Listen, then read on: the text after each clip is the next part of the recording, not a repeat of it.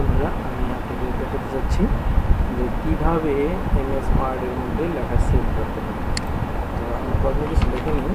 লেখা হলো, আমি চাচ্ছি এই লেখাটাকে আমরা সেভ করি। তো এই লেখাটাকে সেভ করার জন্য বিভিন্ন প্রসেসিংয়ের মাধ্যমে বিভিন্ন সিস্টেমে সেভ করা যায়। তো আমরা সহজ বা একেবারে প্রাথমিক স্তরের সাথে দেখাতে যাচ্ছি। যেহেতু আমরা প্রথমে যাব ফাইলে ক্লিক করার পরে এবার এখানে অনেকগুলো অপশান আসবে।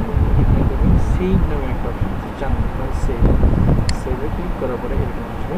এরপরে আমি কোথায় সেভ করবো সেটা আমাকে ব্রাউজারের মাধ্যমে দেখাই দিতে হবে। এটা নিচে সেভ টাইপ বিভিন্ন টাইপের আছে। আমরা ওয়ার্ড 97 to 2003 ডকুমেন্ট, এটা আমরা দেখে দিব। এরপর আমরা এটা কোথায় সেভ করতে যাচ্ছি, ডেস্কটপ থেকে সরানোর জন্য এখন আমরা সেভ বাটনে ক্লিক